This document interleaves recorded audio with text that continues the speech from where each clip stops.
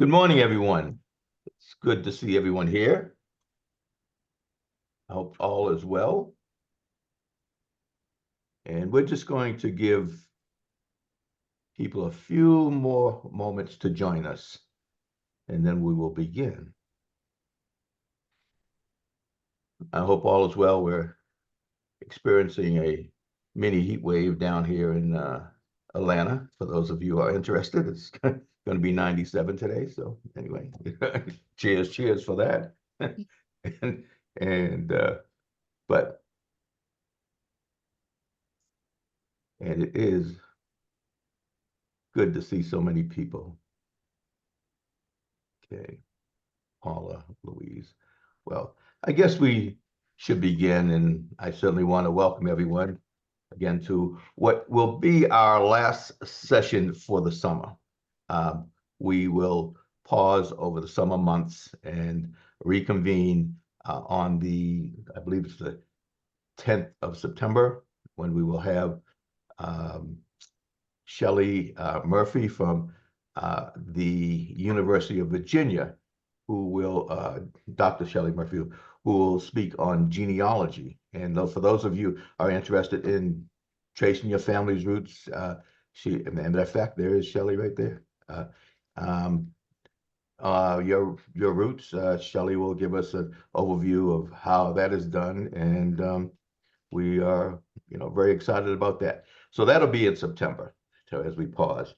But let me just start by saying, as most of you know, we did have a fundraiser scheduled for tomorrow, and we had to postpone it due primarily for financial considerations. And when I say that, we had planned to, we had the fundraiser, which actually cost us a few dollars to put together. But in addition to that, next week, which Naomi will highlight, we have our trip to Deerfield. So there were some costs associated with that. And given the budget we had to pay for the bus and do a couple other things. So it was stretching the budget. So we postponed it to a later date. So we'll, we will re-announce that later. I'd like to welcome this morning, Alex Gutierrez. Pardon me? Okay. I'd like to introduce this morning Alex Gutierrez, who is up here on the right here. There's Alex. And Alex will be joining us as a Longfellow House descendant intern. And he will be working with the Slave Legacy History Coalition. And Alex is a graduate student at Northeastern University. And he'll be supporting the coalition with development and operations and community engagement.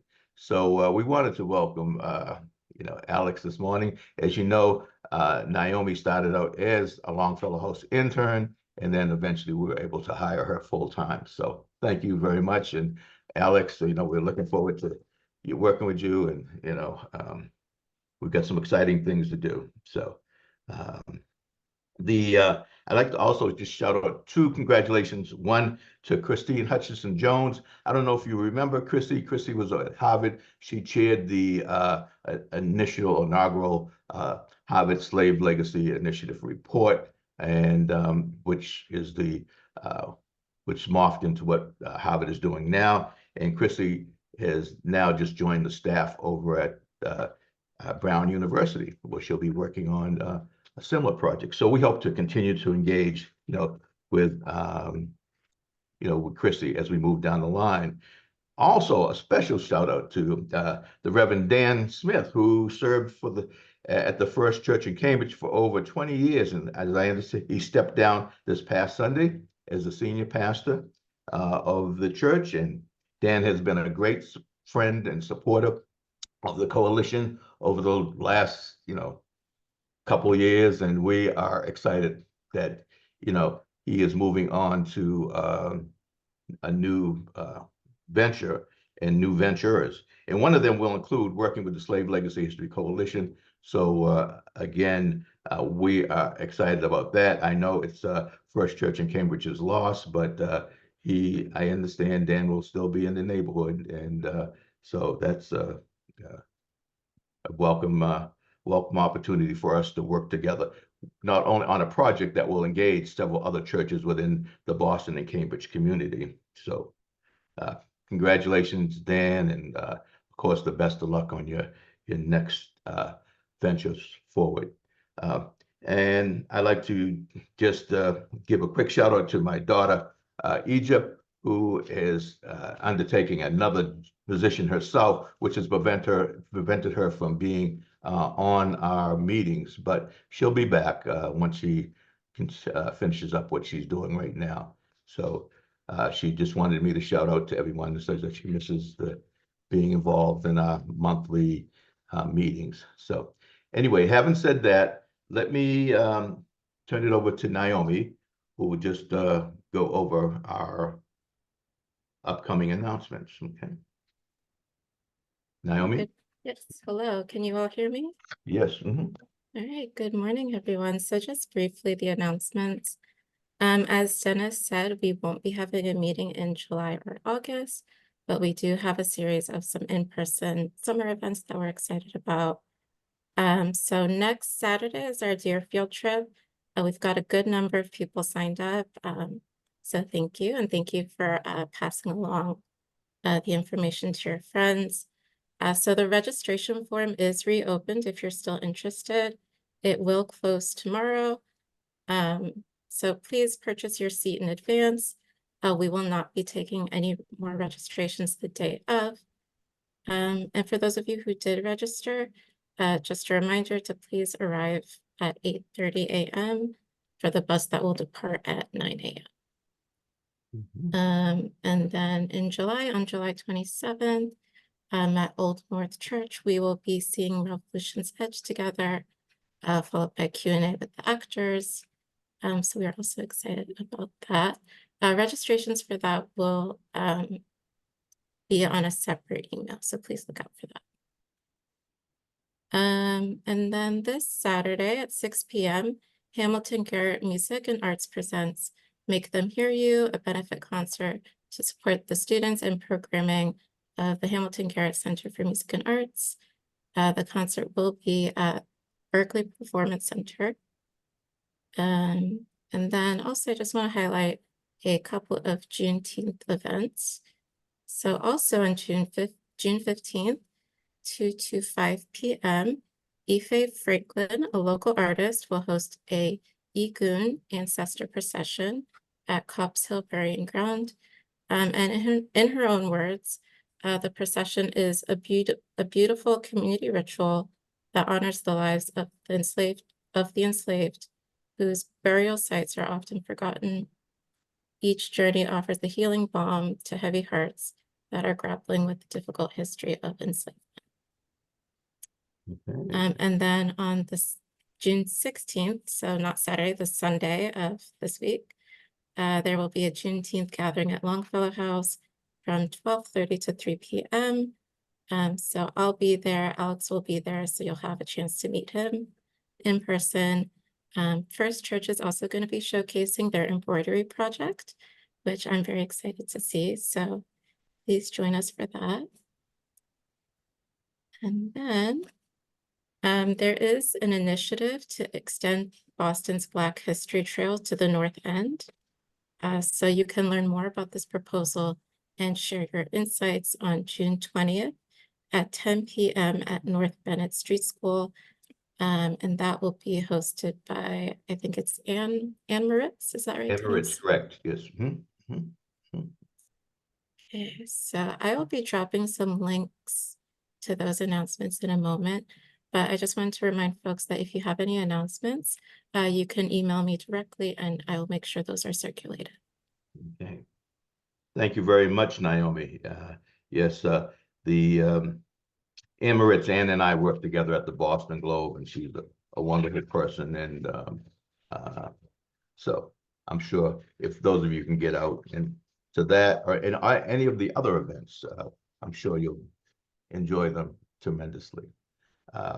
Today we have Mimi Pichey, who is very excited, I should say, about having her. One of the interesting parts of components of what we do with the Slave Legacy History Coalition is to introduce people to different segments of history, American history.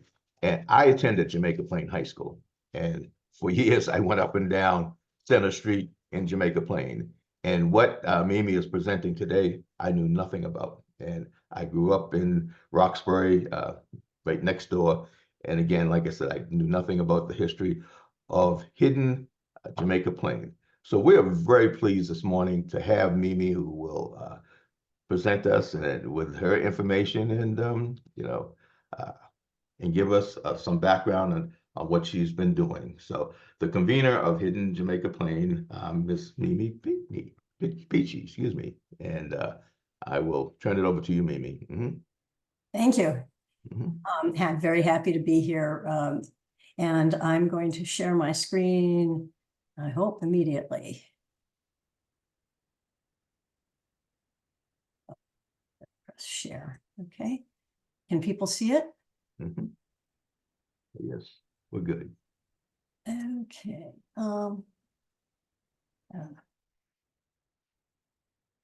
So welcome to this talk on research from Hidden Jamaica Plain about slavery in our neighborhood. Jamaica Plain, I'll talk a little bit about how Hidden Jamaica Plain came to be. And I will be moving, just so you know, I'll be moving over some of the slides rather quickly. And I encourage you to ask your questions at the end. Jamaica Plain is now a neighborhood of Boston, but it formerly was part of Roxbury, which was a separate town. How did Hidden Jamaica Plain get started? Well, next door at the neighboring community of Brookline, the Department of Diversity and Inclusion had worked with Hidden Brookline to research slavery and freedom. And they were offering tours through the Brookline Adult Ed Department. And if anybody hasn't taken one, I would suggest you consider doing it. Dr. Brown, Barbara Brown leads an excellent tour. And on this tour, I had an aha moment when Barbara showed us this map.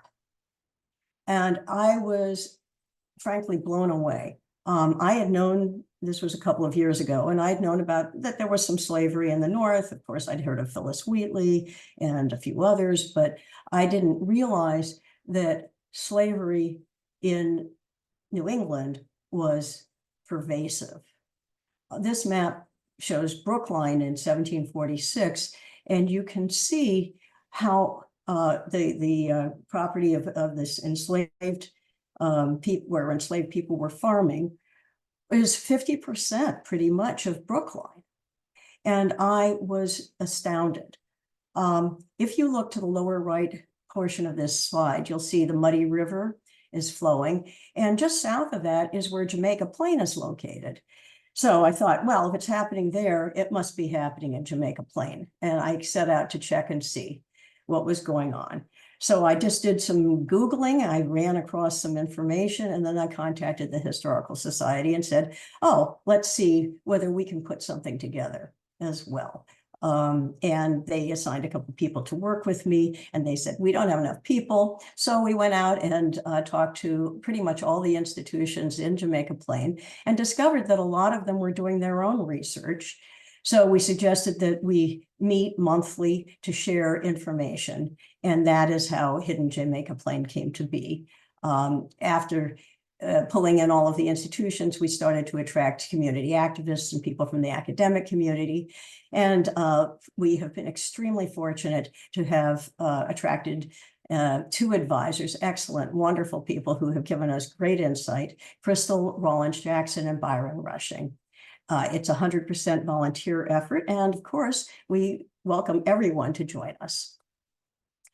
We started off thinking about enslaved people and enslavers from the 1600s and 1700s in Jamaica Plain, and thinking about if we could perhaps help to develop a picture of the lives that they led, as well as the economic system and societal institutions that supported slavery in New England. However, as new people joined us, we expanded our scope to think and learn more about the history of the indigenous people who occupied this land and lived in reciprocity with it in Jamaica Plain. And then to understand as well how Europeans claimed that land for private use and extraction. We are committed also to developing a history of abolitionism in Jamaica Plain, and then moving that research into the 19th, 20th, and 21st centuries. I want to take a couple minutes to talk in a little bit more about Indigenous people in Massachusetts. I've been attending these meetings for the last 2 years, and I don't think we've talked very much about slavery of Indigenous people. So I'll spend a little bit more time on this section. For millennia, Indigenous people lived in reciprocity with the land we now call New England. And as we know, there were thriving villages with large kinship and trade networks, and people in New England spoke dialects of Algonquin. There was no private ownership of land or people as commodities to be bought or sold. The place we call Jamaica Plain was part of the homelands of the Massachusetts people. And in 2022, our local historic house, the Rawlins-Jackson House, was doing some expansion and wanted to not dig, but just make sure that there was nothing before they started digging out some foundations to make sure that everything, that the archaeological record was not lost. So they invited Boston archaeology to come in and do a dig. And the Boston archaeologists found evidence of an indigenous site and trading center at Rawlins-Jackson House, which is right near the center of Jamaica Plain, near the area called Monument Square. It's at the corner of Center and South Streets. And the archaeologists believe that Center and South Streets developed from native trails. What was particularly interesting about this site was there were stone flakes from 2 different types of tool making. A unique rhyolite that was local and used by the Massachusetts, and quartzite, which is found in central Massachusetts and was used by the Nipmucks. And this led them to believe that this area was a trading center. And it makes sense because one of the key features of Jamaica Plain is a beautiful lake called Jamaica Pond, which is only about a block from Monument Square. In addition, there are several streams and brooks, Stony Brook, and there's one that runs through the Arboretum, which is we can still see today. So water was in good supply. One of the things we have to look at when the colonists came to, and the Europeans came to the New World, was how they set about taking land. And a lot of this goes back to something called the doctrine of discovery. It was proclaimed by the popes in the 1400s and then adopted by other European rulers. And what it did was it promoted the conquest, colonization, and subjugation of non-Christian lands and peoples. This was so endemic and widespread. It was even incorporated into US law in 1823 and is today even still relied on by the courts. England, as we know, was a major player in taking land in North America. It was mapped for conquest by the English in this area of New England was mapped in 1614. And in 1629, King Charles I of England granted the land around Massachusetts Bay to wealthy investors in the Massachusetts Bay Company. Those investors went out and recruited thousands of prosperous Puritans to colonize this territory.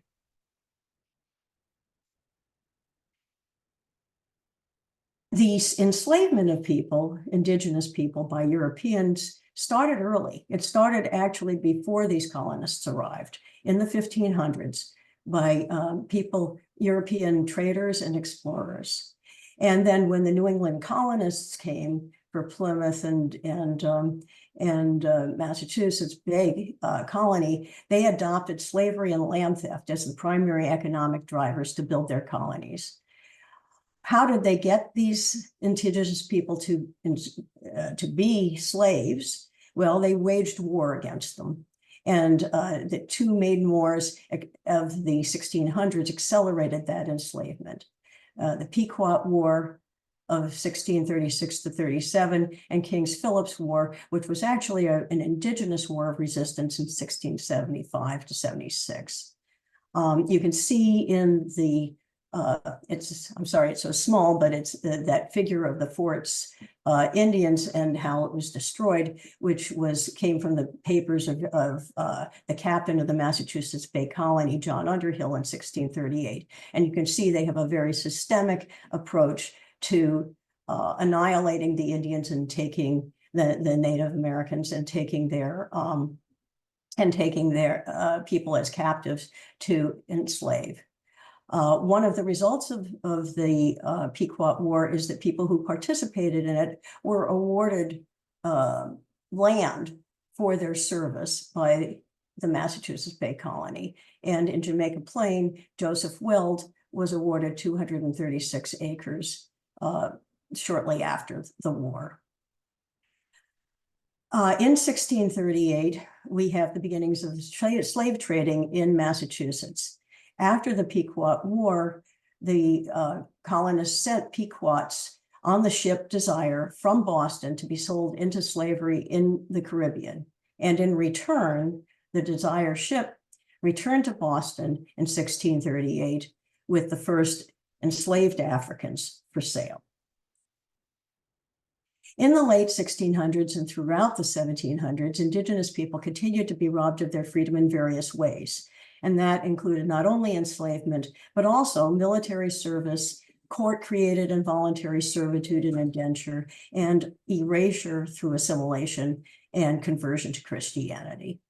And however, despite all of these colonial efforts, many of the Southern New England indigenous nations survived, including the Wampanoag, the Nipmuc, the Massachusetts, the Narragansett, and the Pequot nations, and many, many more. We've talked in previous presentations about Massachusetts being the first colony to legalize slavery. After the first Pequots were sent to the Caribbean and Africans were brought back as enslaved people, over 175 transatlantic enslaving voyages started in Boston. And there are over 1,000 newspaper ads that show the sale of Africans being brought back to Boston. Massachusetts was the first colony to legally sanction slavery, and you can see a small portion of the 1641 Massachusetts Body of Liberties, which started the regulation of movement and marriage amongst enslaved people.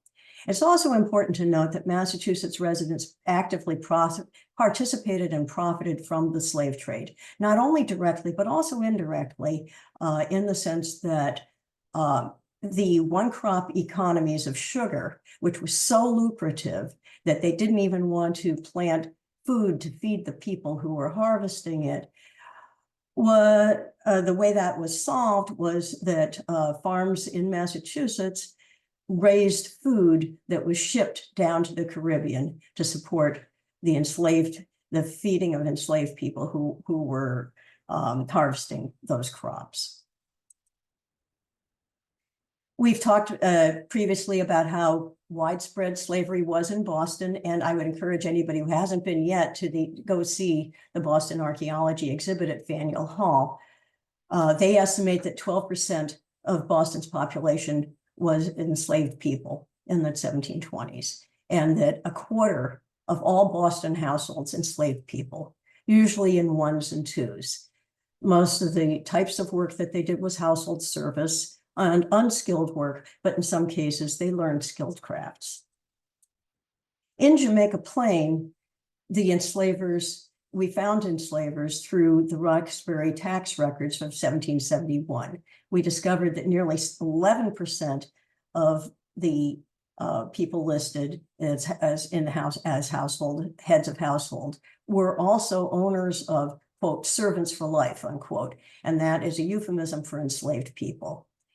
Many in Jamaica Plain, not only were there farms, but there were also country estates, especially ringing Jamaica Pond. So these enslaved people worked both in the Boston Hound houses and Roxbury country estates of the wealthy, and also on farms and in other capacities in less wealthy houses. The people included loyalists up until the Revolution, when they left, like Joshua Loring of the Loring-Greenough House, and also Revolutionary War patriots. Pondside resident John Hancock was an enslaver, as was David Stoddard Greenough, who was the second owner of the Loring-Greenough House. Church founders for this third parish of Roxbury, which is now known as First Parish and First Church of Jamaica Plain, included people like Eleazar Weld, who was a direct descendant of that Joseph Weld who got his land from the Pequot War, and John Morey.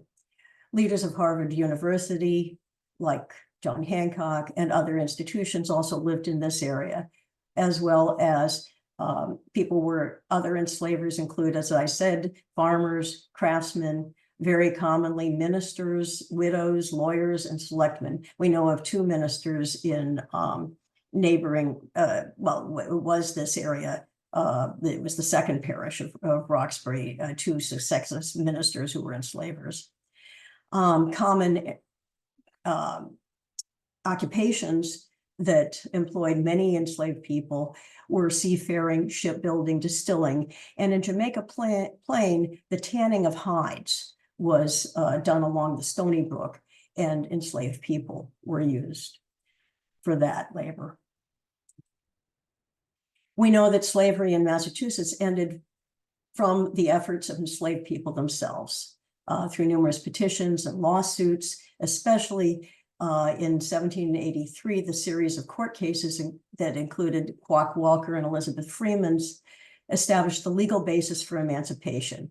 And while there was no great emancipation proclamation, it did mean that people who had been enslaved could now leave or sue their employers and have the law on their side. What this led to was something that I don't think we've talked about much in this particular forum, which is that after 1783, enslavers escalated the indenturing of poor and orphaned African, white, and indigenous children and forced them to provide, and the indenturing system forced children to provide unpaid labor until 18 for girls and 21 for boys. And I'll be talking to that a little bit later. So what did we discover in Jamaica Plain? We learned that at least 27 people were enslaved in our neighborhood in the 1700s. We know that this is simply the tip of the iceberg, and we are continuing to look for more evidence to see if we can locate the names of others who were enslaved here. I'd like to read the names of the enslaved people of Jamaica Plain. Negro boy, name once known. Phyllis Lewis, Jack, London, Otello. Phyllis, Cato, Negro coachman, name once known.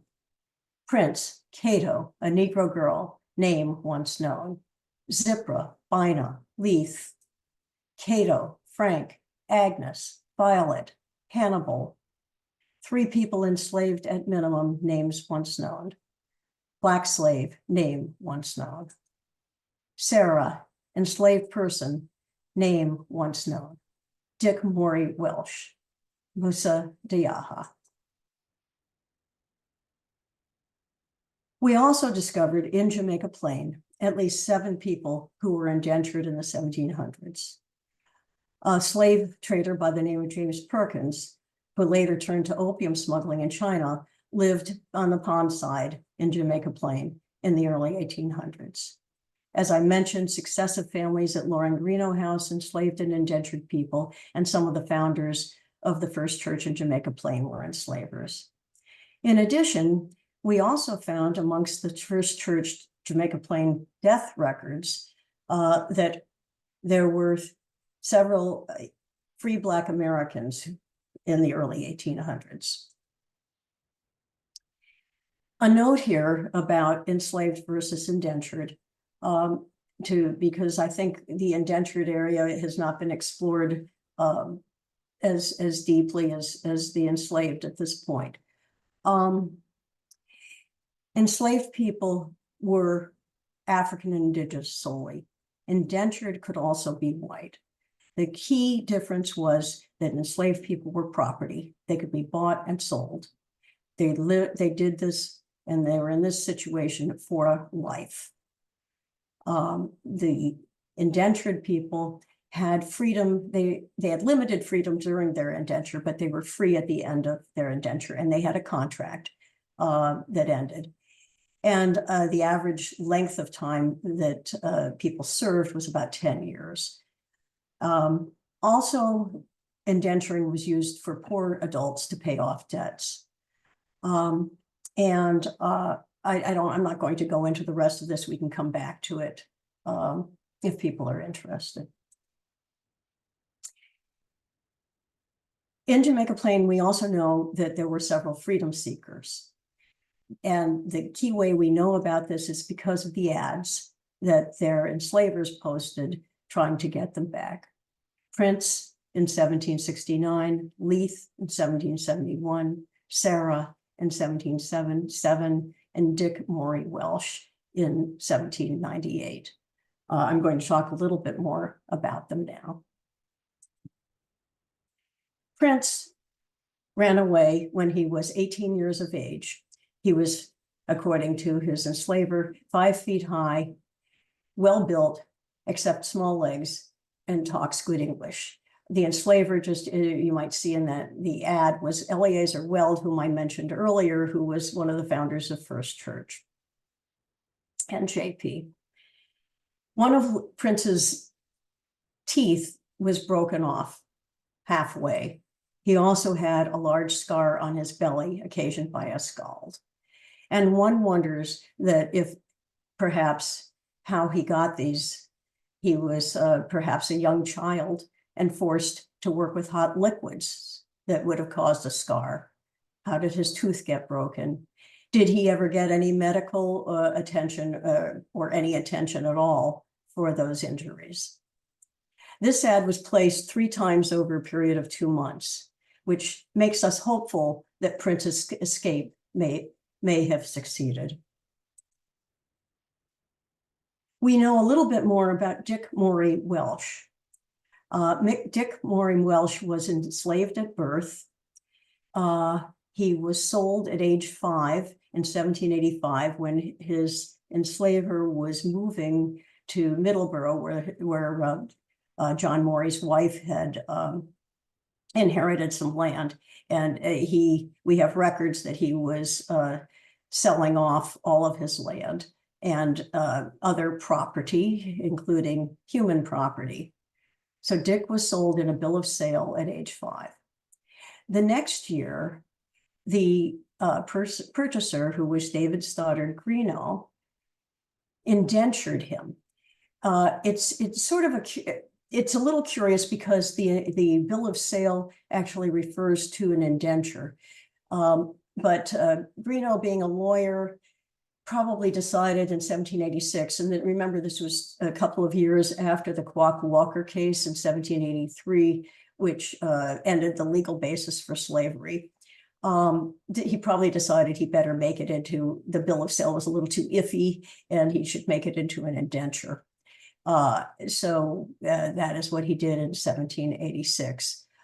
He crossed out doth voluntarily, that Dick was doing this voluntarily. And of course, no mention was made of Dick's mother, who was Bina.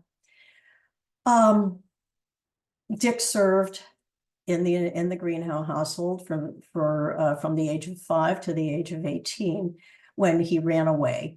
And we know, of course, about this because of the ad. Did Dick's escape succeed? Unfortunately, we do not think so. We have found census records that indicate that there was one person in the household in 1800 who was not white.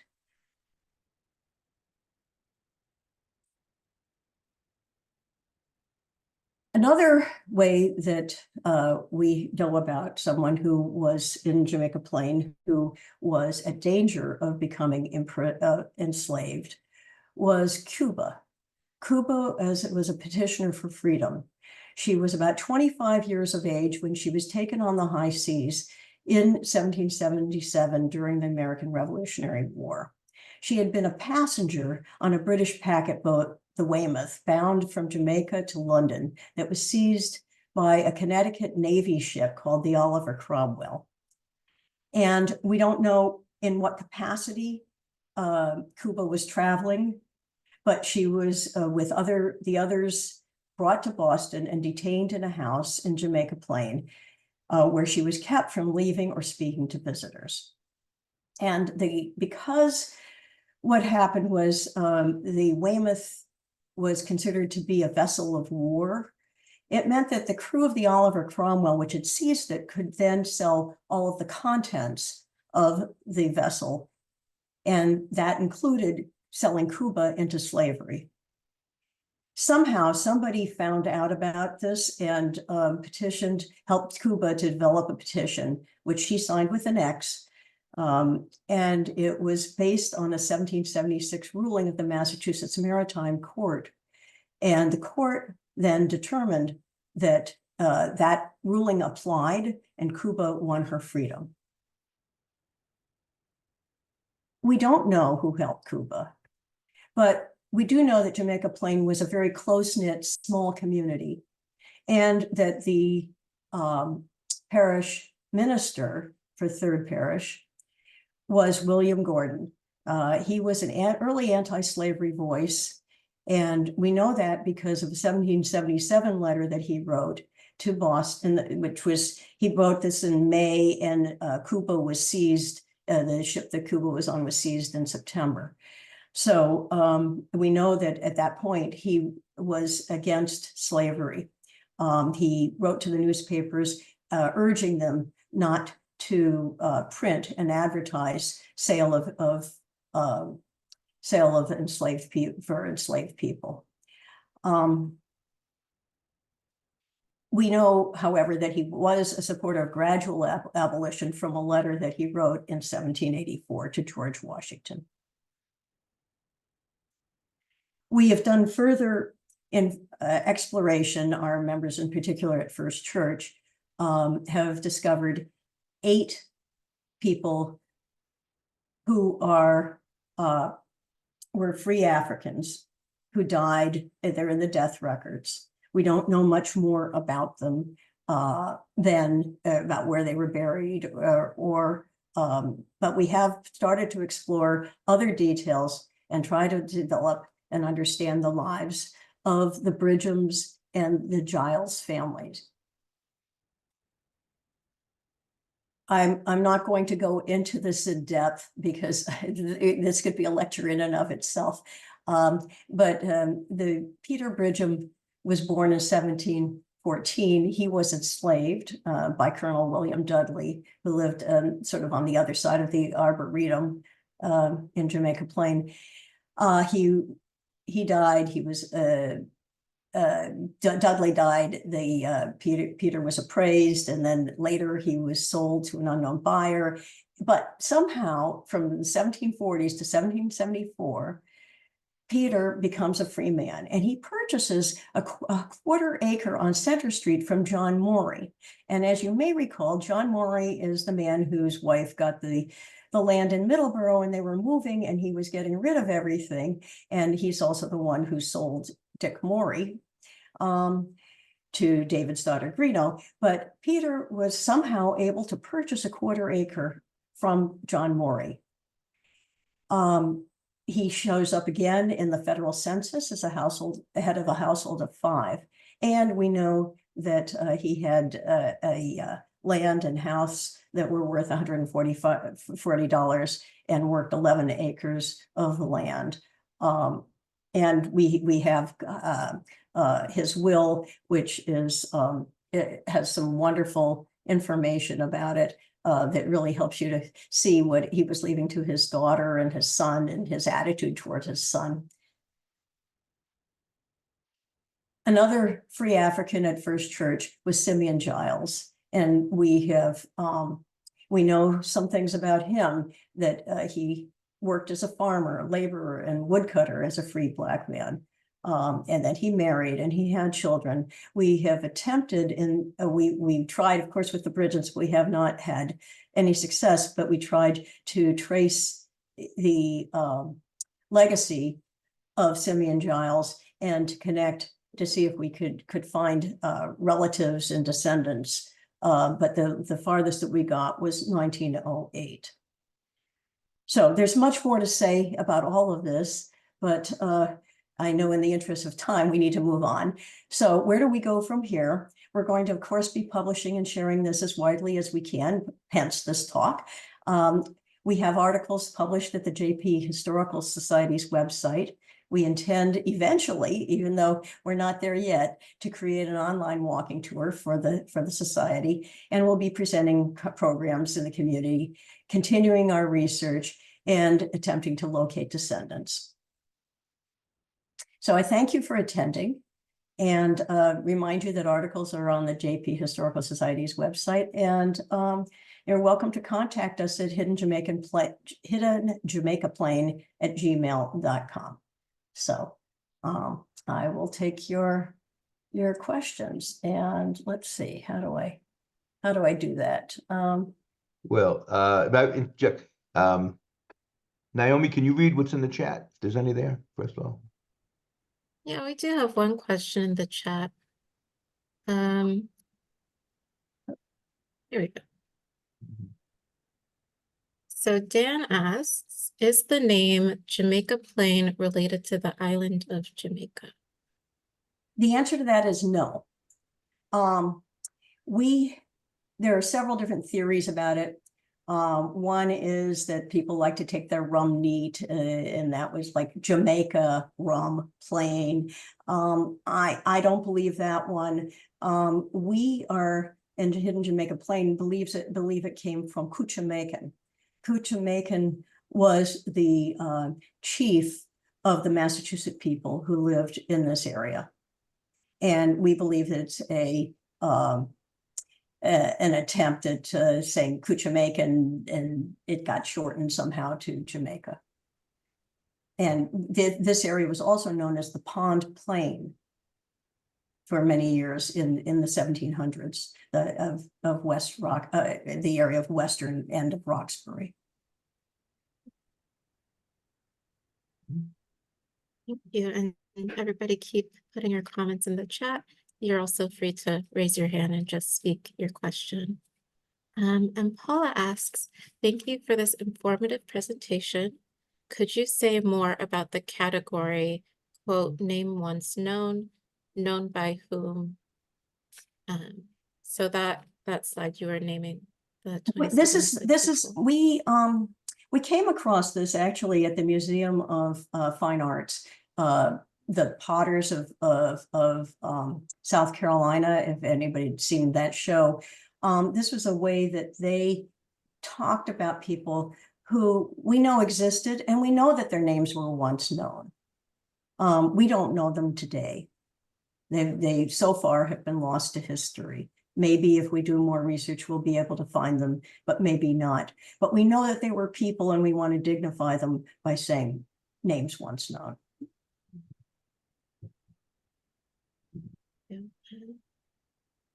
And then, excuse me, and Debbie asks, thank you, Mimi, for this very interesting talk. Wonderful to hear about all the research that has been done in JP and what has been learned. I agree. And then Beth asks, I have heard that there was a small maroon community around Jamaica Pond. that included both enslaved Black and Indigenous people. Is there any evidence of that being true? I missed it. There was a small Small Maroon community around Jamaica Pond. I don't know anything about that. I do know that if you go back, I don't want to go back to the slide, but there was a lot of intermarrying between Indigenous and Black African people. And if you go back and read some of the histories, and I'm trying to think of Jared Ross Hardesty talks about that. And so it's quite possible, but we have not run across that for Jamaica Plain. Except for they're like in the free Africans section that I went through, the Giles, one of the Giles married someone who was a Bancroft who was an Indigenous person. Beth, I'm curious if you ran into any articles or any documents that maybe you could share, and maybe I can forward that to you if you have that, Beth. Yes, we have plenty of documents, and I just please be specific in your request, and I'll be happy to share whatever we've got. And then the Shirley Eustace House asks, I would love to hear more about the indentures of children after the official end of slavery. The poor laws that were inherited from the British colonial era were the formative concept for making children, quote, useful. Yes, this was a combination of what was considered let's put it this way. There were no jails, or very few jails during the time. I didn't talk about that in the issue of Cuba and why she was being held in Jamaica Plain, but there were very few jails during that period. There were also very few almshouses or other methods of taking care of the poor. So indenturing was considered actually, from some perspectives, a community service by the white community. And there was also, as we know, a lack of labor power in the colonies, which is why they decided they were going to solve that problem by becoming enslavers. So it's a combination of those two things that led to indenturing. The indenturing, oftentimes poor families would indenture out their children. This wasn't just orphans, but there's the records at the Colonial Society show the overseers, records of the overseers of the poor. That's where we got a lot of the names of the indentured people in our research. But there are other examples, and those were orphan children, not necessarily orphan children. Somehow they came, I'm not sure, it's unclear as to whether they were orphaned or not. However, we do know, and if you go and look on the Old North, has a series of lectures that were given by Jamie Crumley. And if you go on their website, she has one about a family, a Black family that indentured out their children. They had several children, they could not afford to keep them, so they indentured them. Now I can say more if I get more specific questions. And then Shirley Eustace House also just commented, homeless women and women considered incorrigible.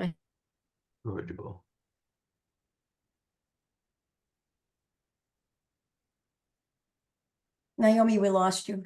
Yeah. I'll read. Homeless women and women considered incorrigible often had their children taken forcibly away from them. Is there documentation on that? We have not finished our indenture research yet. We are planning to be writing an article on that. And I'm assuming that that is the case, but I don't have definitive information about that yet. Okay. I have a question, Mimi. You mentioned that there were some enslavers with the last name Weld. Were they related to Direct. Former Governor William Weld? Former Governor William Weld is a direct descendant of Captain Joseph Weld, who received those first 236 acres down in Jamaica Plain, Jamaica, south of Jamaica Plain. Very interesting. That's very interesting. And then they subsequently enslaved multiple enslaved and indentured people. We have an article on the JP Historical Society website on Eleazar Weld and the people he enslaved and indentured.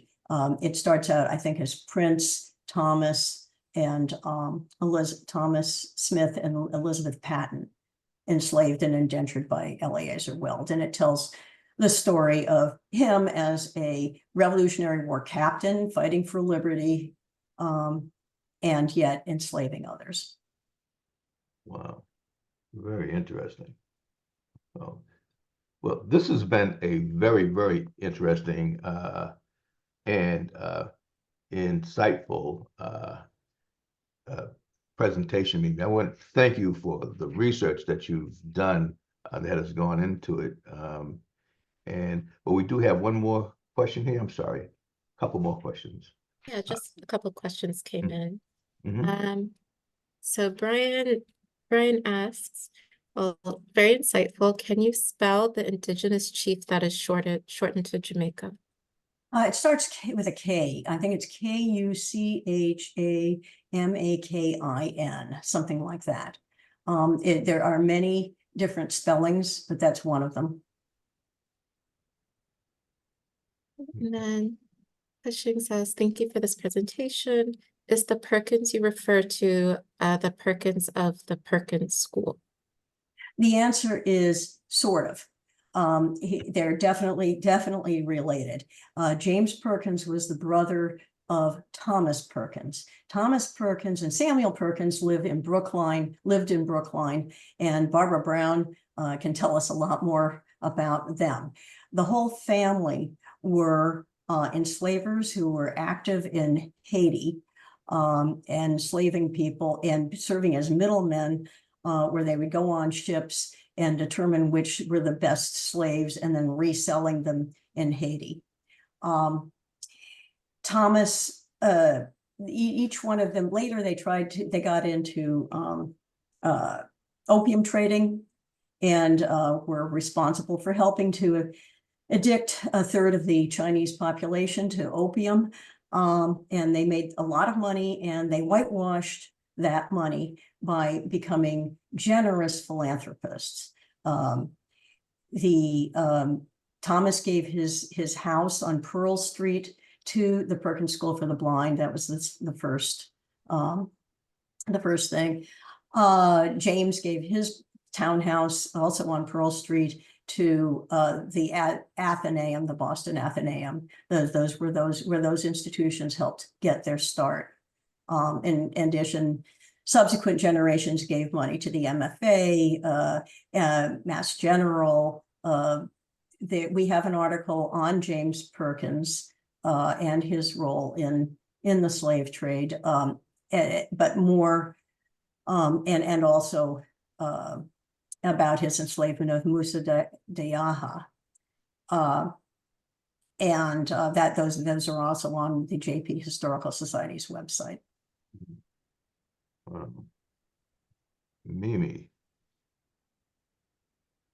thank you very much. This has been a very, very informative presentation. Thank you for all the research. And like I said, having attended Jamaica Plain and graduated from Jamaica Plain High School, this is, more than the biology courses that I took.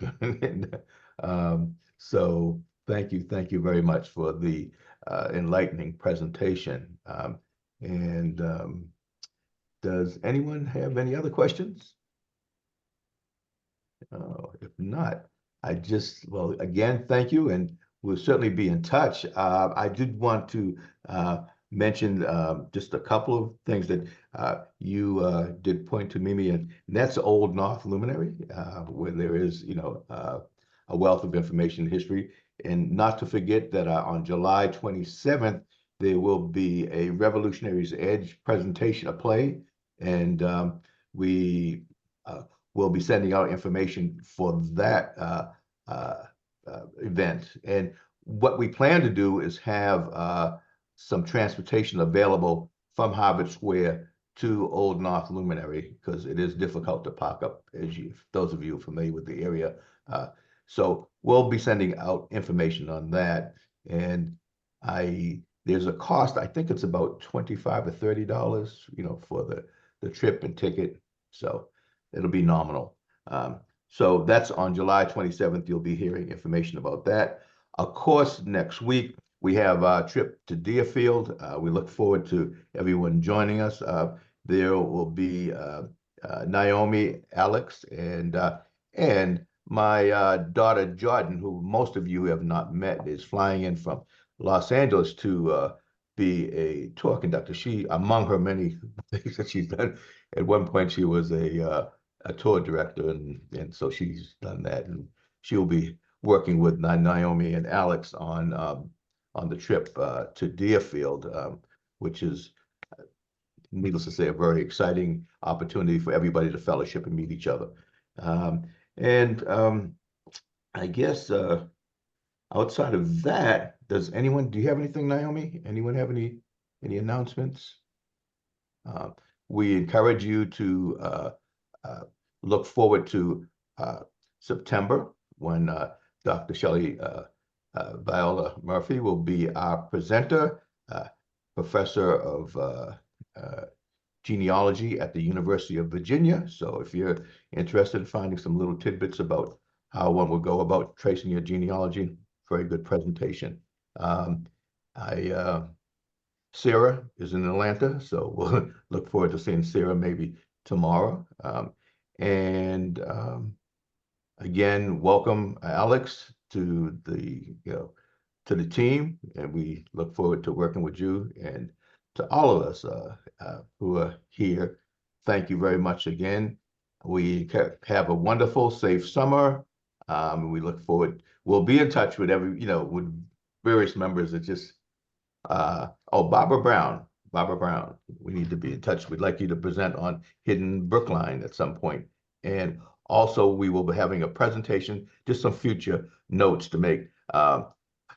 Presentation on Hidden Black History Trail in the North End. Also, a very good friend and fraternity brother of myself, Wonderborn, Kyle McNear, who was the brother of, again, friend of the late Ron McNear, who unfortunately perished in the is an astronaut in the Challenger explosion. He'll be making a presentation about his brother's life from rural South Carolina to MIT. So that'll be interesting, I'm sure, quite interesting. So again, we have some sessions that we hope that you will enjoy, and we look forward to seeing you again in September with Dr. Shelley Viola Murphy. And in the meantime, be safe, have an enjoyable summer. Mimi, thank you very, very, very much for your very wonderful presentation. And to all of you, have a good day. Take care. Thank you. Bye. See you tomorrow. Bye. Yes. Thank you. Thank you. Take care, Thanks, everyone. Mimi. Doc, take care. Thank you. All right. Thank you. It's always a pleasure, Brian, everyone, and Barbara. Mimi, again, thank you very much. Dennis, you're terrific. Thank you. Okay, Barbara, let's connect, okay, so we can chat. Yep. Okay. Yep. I'd love right. to. All right. Bye. Take care now. Take care, everybody.